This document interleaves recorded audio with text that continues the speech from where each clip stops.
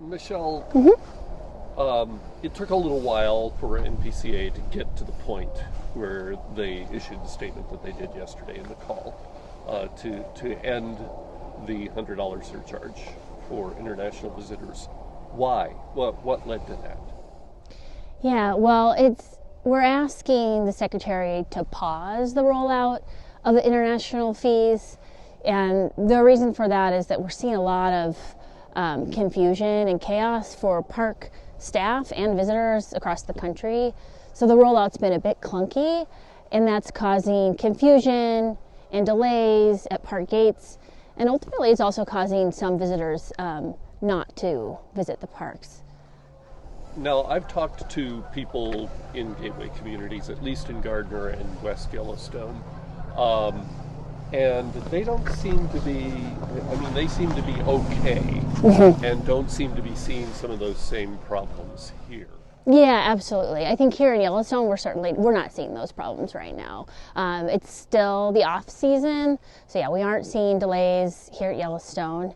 Fundamentally, we agree that our national parks need more funding in order to meet the mission of the parks, to protect these incredible places, and to ensure that visitors have the best possible experience. So while we don't disagree that increasing fees for international visitors could be a really good thing for parks, where we disagree is that it's been rushed, it's clunky, and it's really unclear about how they're implementing the policy across the country.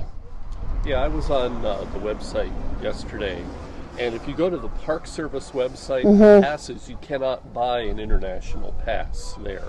You have to buy it through recreation.gov, but they don't have a link to that. So you have to kind of just discover it on your own. Yeah, and so that's causing some delays and some confusion. And we know that the park staff are already under a lot of pressure to do more with less right now. And so we're asking for them to pause this right now until they work out some of those kinks for the staff and for the visitors.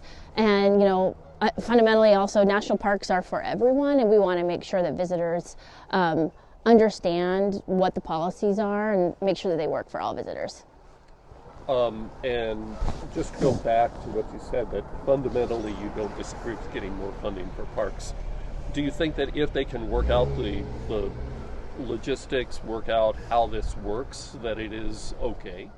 Yeah, like I said, we agree we need more consistent and reliable funding for our national parks. What we're asking for is for them to work out the kinks, to assure that the process is clear and transparent. We'd also like to see transparency where the funding is going, so that we have the assurances that it's going back in to support the people and the parks where the fees are collected. I think that delays in park lines are okay, that's going to happen, but as long as people have a clear understanding of what the process is and where the fees are going. All right. When I spoke to Cam back around Christmas time, he said that 80% of those fees were going to stay in the park. I haven't been able to verify that anywhere. Do you have any information on that? That's part of what we're asking for right now, is that more transparency how the funds are being distributed back into the parks. Okay. Yeah. And I did see a mentioned in the release about lines at parks and not exactly.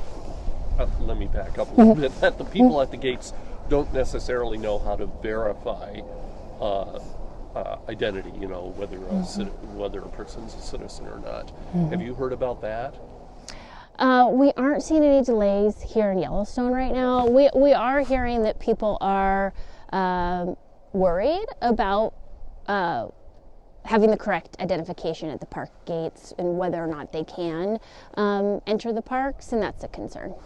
And are you worried for the upcoming summer season then? Absolutely, yeah. I think that we know that the lines are going to get long during the summer season, so if we can pause this right now and work out the kinks before that time, that'd be great.